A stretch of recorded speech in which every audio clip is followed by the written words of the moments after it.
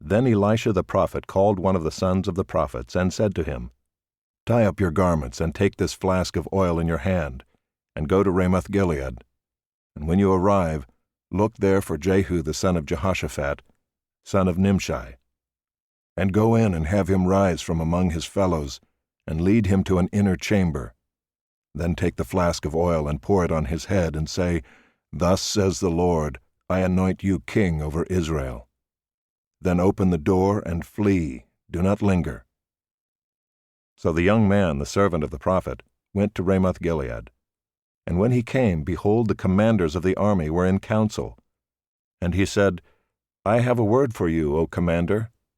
And Jehu said, "To which of us all?" And he said, "To you, O commander." So he arose and went into the house, and the young man poured the oil on his head, saying to him, "Thus says the Lord, the God of Israel, I anoint you king over the people of the Lord, over Israel. And you shall strike down the house of Ahab your master, so that I may avenge on Jezebel the blood of my servants the prophets, and the blood of all the servants of the Lord. For the whole house of Ahab shall perish, and I will cut off from Ahab every male, bond or free, in Israel. And I will make the house of Ahab like the house of Jeroboam the son of Nebat, and like the house of Baasha the son of Ahijah. And the dogs shall eat Jezebel in the territory of Jezreel, and none shall bury her." Then he opened the door and fled. When Jehu came out to the servants of his master, they said to him, "Is all well? Why did this mad fellow come to you?" And he said to them, "You know the fellow and his talk." And they said, "That is not true. Tell us now." And he said, "Thus and so he spoke to me, saying, 'Thus says the Lord, I anoint you king over Israel.'" Then in haste every man of them took his garment and put it under him on the bare steps, and they blew the trumpet and proclaimed, "Jehu is king." Thus Jehu the son of Jehoshaphat the son of Nimshi conspired against Joram. Now Joram with all Israel had been on guard at Ramoth-Gilead against Hazael king of Syria. But King Joram had returned to be healed in Jezreel of the wounds that the Syrians had given him, when he fought with Hazael king of Syria.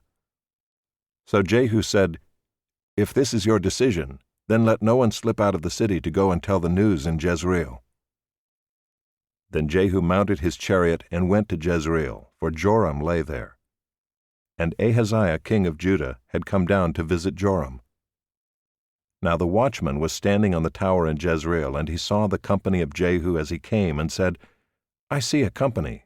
And Joram said, "Take a horseman and send to meet them, and let him say, 'Is it peace?'" So a man on horseback went to meet him and said, "Thus says the king, 'Is it peace?'" And Jehu said, "What do you have to do with peace? Turn around and ride behind me." And the watchman reported, saying, "The messenger reached them, but he is not coming back." Then he sent out a second horseman who came to them and said, "Thus the king has said, 'Is it peace?'" And Jehu answered, "What do you have to do with peace? Turn around and ride behind me." Again the watchman reported, "He reached them, but he is not coming back. And the driving is like the driving of Jehu the son of Nimshi, for he drives furiously." Joram said, "Make ready." And they made ready his chariot. Then Joram king of Israel and Ahaziah king of Judah set out, each in his chariot, and went to meet Jehu, and met him at the property of Naboth the Jezreelite. And when Joram saw Jehu, he said, "Is it peace, Jehu?"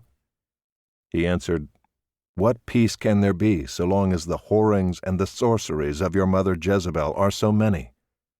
Then Joram reined about and fled, saying to Ahaziah, "Treachery, O Ahaziah!"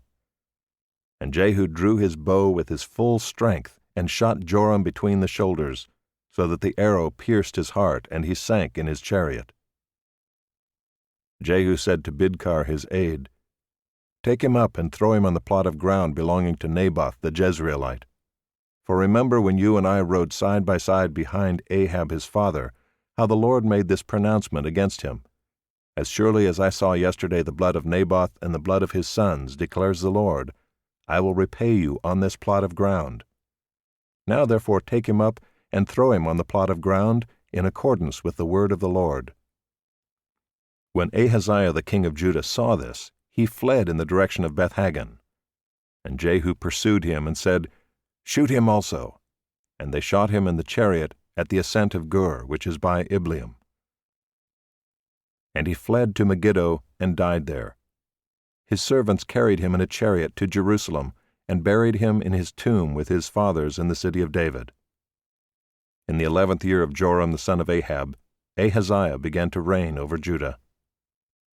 When Jehu came to Jezreel, Jezebel heard of it, and she painted her eyes and adorned her head and looked out of the window. And as Jehu entered the gate, she said, "Is it peace, you Zimri, murderer of your master?" And he lifted up his face to the window and said, "Who is on my side? Who?" 2 or 3 eunuchs looked out at him. He said, "Throw her down." So they threw her down, and some of her blood spattered on the wall and on the horses, and they trampled on her. Then he went in and ate and drank, and he said, "See now to this cursed woman, and bury her, for she is a king's daughter." But when they went to bury her, they found no more of her than the skull and the feet and the palms of her hands. When they came back and told him, he said, "This is the word of the Lord which he spoke by his servant Elijah the Tishbite.